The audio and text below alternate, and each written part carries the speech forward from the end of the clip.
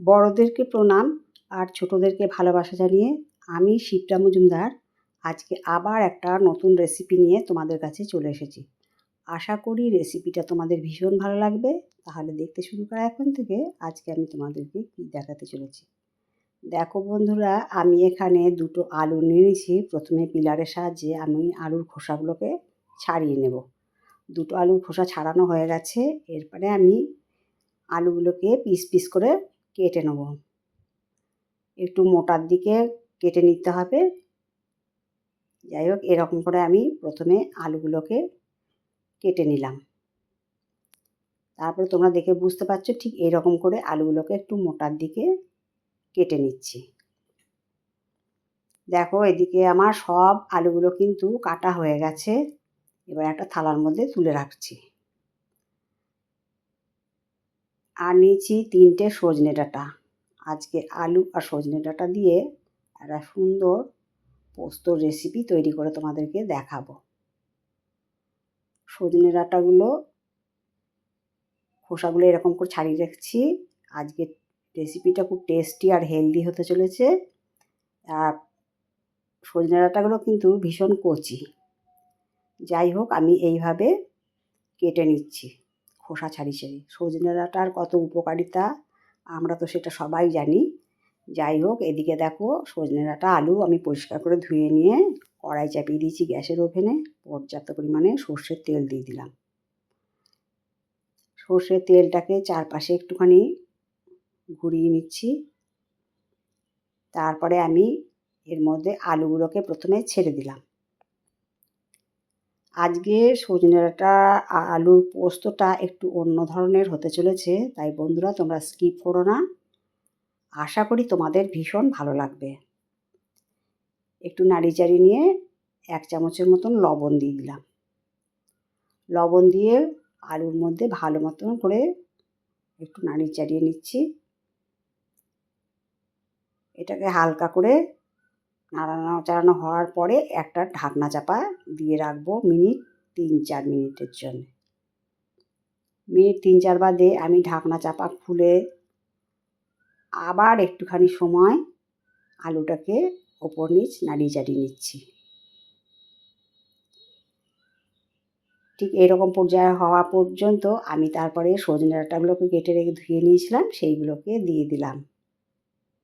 দিয়ে আবার সজনে ডাঁটার আলুটাকে ভালো মতন করে বেশ কিছুক্ষণ ধরে ওপর নিচ মিশিয়ে নিলাম। তারপরে একটা ঢাকনা চাপা দিয়ে রাখলাম আবার মিনিট 3-4-এর জন্য। মিনিট 3-4 বাদে ঢাকনার চাপাটা খুলে নিয়ে তোমাদেরকে দেখিয়ে দিচ্ছি। আর এই ফাঁকে আমি একটা পোস্ত করব এটা দিয়ে, সেই জন্য 2 টেবিল চামচ পোস্ত নিয়ে নিলাম। আর দিয়ে দিচ্ছি 2টো কাঁচা পাকা লঙ্কা। এটা দিয়ে একটু শুকনো অবস্থায় বেটে নেব। দেখো, শুকনো অবস্থায় বেটে নিয়েছি। ঠিক এরকম পর্যায়ে যখন হয়েছে, তারপরে আমি এর মধ্যে অল্প একটুখানি জল দিয়ে একটু ভালো মতন করে ঘুরিয়ে নিয়ে আসব। পেস্ট করা হয়ে গেছে, তোমাদেরকে দেখিয়ে দিলাম। ঠিক এই রকম পর্যায় পর্যন্ত পেস্টটা করে নিয়েছি। আর এদিকে দেখো, পোস্ত বাটতে বাটতে আমার সজনে ডাঁটাটাও বেশ অনেকটাই হয়ে এসছে। ঢাকনা খুলে একটুখানি নাড়িয়ে চাড়িয়ে নিলাম। তারপরে এর মধ্যে দিয়ে দিচ্ছি বেটে রাখা পোস্তটা। সম্পূর্ণ পোস্তটা এখন ঢেলে দিলাম। দিয়ে ভালো মতন করে এটাকে নাড়িয়ে চাড়িয়ে কষিয়ে নেব।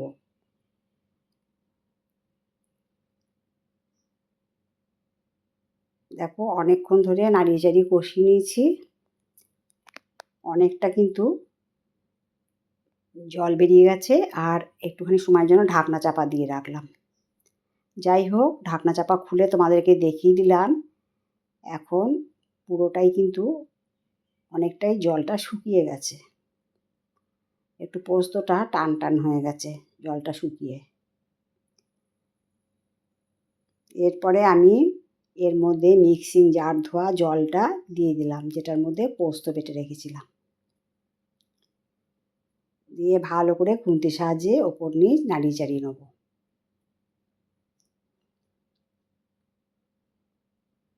বেশ কিছুক্ষণ নাড়িয়ে চাড়িয়ে নেওয়ার পরে একটুখানি লবণটা কম হওয়াতে আর একটুখানি লবণ দিয়ে দিলাম, 1/2 চামচেরও কম লবণ আমি দিয়ে দিলাম। লবণটা দিয়ে ভালো করে ওপর নিচ সুন্দর মতন করে নাড়িয়ে চাড়িয়ে নিলাম। এবার আরেকটুক্ষণ সময় আমি এটাকে ঢাকনা চাপা দিয়ে রাখবো, কেননা আলুটা আর সজনে ডাঁটাটা একটু ভালো মতন সেদ্ধ হওয়া দরকার। দেখো অনেকটাই জল বেরিয়ে এসছে।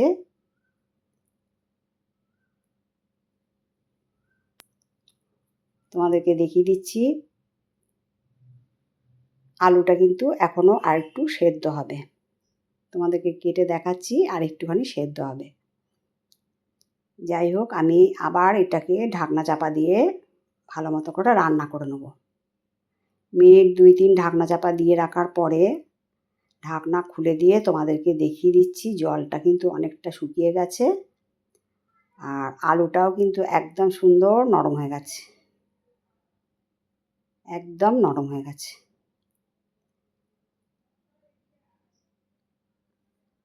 এইভাবে বন্ধুরা সজনে ডাঁটা আলু দিয়ে পোস্তটা দেখো তোমাদেরকে আমি রান্না করে দেখিয়ে দিচ্ছি, আর সজনে ডাঁটাগুলোকেও দেখিয়ে দেবো কতটা নরম হয়েছে।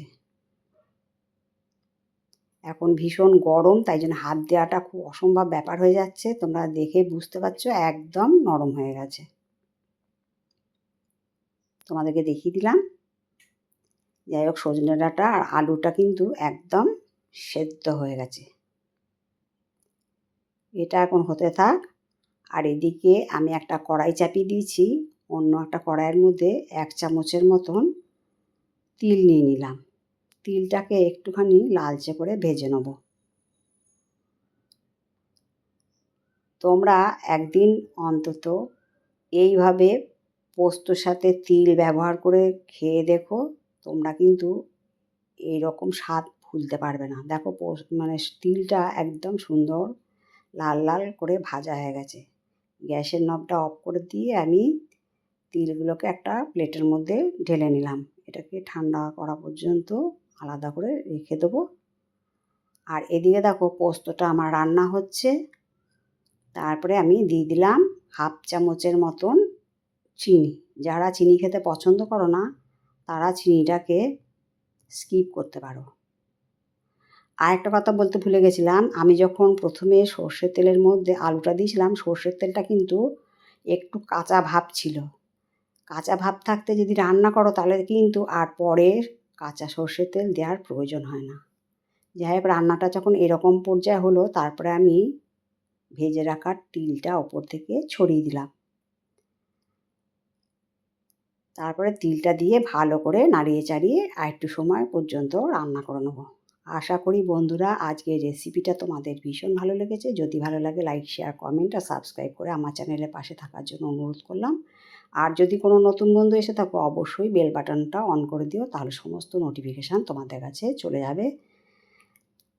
আর তোমাদের কাছে আরেকবার রিকোয়েস্ট করছি, অন্তত একদিন এইভাবে সজনে ডাঁটা আলু পোস্ত রান্না করার পরে একটুখানি মানে ভাজা তিল ছড়িয়ে দিও।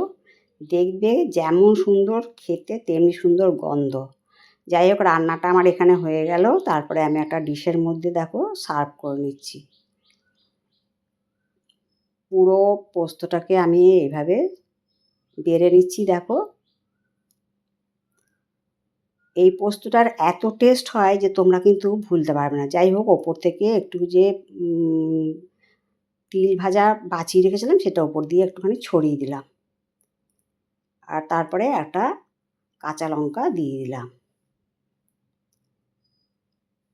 দেখো কত সুন্দর দেখতে লাগছে। যদি ভালো লাগে তাহলে তোমাদের সুন্দর সুন্দর কমেন্টসের মাধ্যমে জানিও আজকের রেসিপিটা তোমাদের কেমন লাগলো। আর তোমাদের সুন্দর সুন্দর কমেন্টস পেলে আমি কিন্তু অন্য একটা রেসিপি তৈরি করতে অনেক উৎসাহ পাই। কত সুন্দর দেখতে লাগছে দেখো। আমি কিন্তু আশা করব তোমরা অবশ্যই একদিন বাড়িতে এইভাবে তৈরি করে সজনে ডাঁটা আলু পোস্ত রান্না করবে ওপর দিয়ে তিল ছড়িয়ে দিয়ে। আমরা তিল বাটা দিয়ে করে খেয়েছি, কিন্তু এইভাবে তিল ভাজা দিয়ে একবার করে খেও, তোমাদের ভীষণ ভালো লাগবে। তাহলে বন্ধুরা আজকে আমি এই পর্যন্ত রাখি। অন্য কোনো দিন অন্য কোনো রেসিপিতে আবার তোমাদের সাথে দেখা হবে, কেমন? টাটা।